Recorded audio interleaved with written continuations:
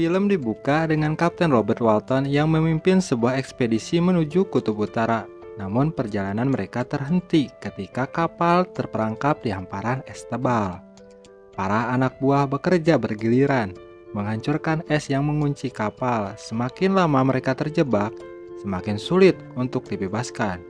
Kapten Robert terus mendesak anak buahnya agar bekerja lebih keras, karena waktu semakin menipis dan tujuan ekspedisi harus tetap tercapai.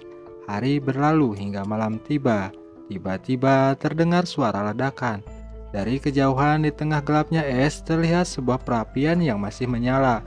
Kapten dan beberapa anak buah segera pergi untuk menyelidiki.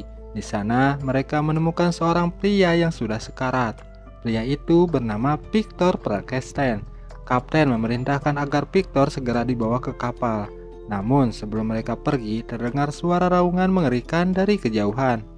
Sesampainya di kapal, suasana menjadi tegang. Ada sesuatu yang mendekat dari balik kabut es.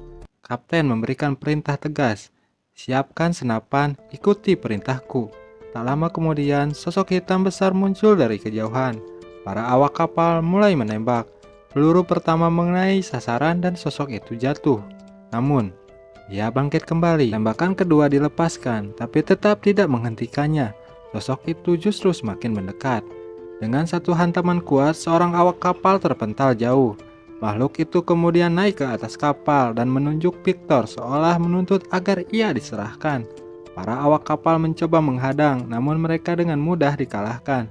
Akhirnya wakil kapten menembakkan senapan besar, dan tembakan itu membuat makhluk tersebut terjatuh dari kapal.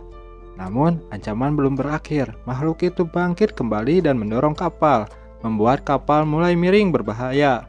Dalam kepanikan, Kapten Robert menembak es di sekitar mereka. Retakan besar pun terjadi, dan akhirnya makhluk itu jatuh ke celah es dan tenggelam. Setelah kejadian itu, Victor berbicara. Ia mengatakan bahwa makhluk tersebut akan kembali dan akan membunuh semua orang, kecuali jika mereka menyerahkan dirinya kepada makhluk itu. Victor kemudian mengungkapkan kebenaran mengerikan.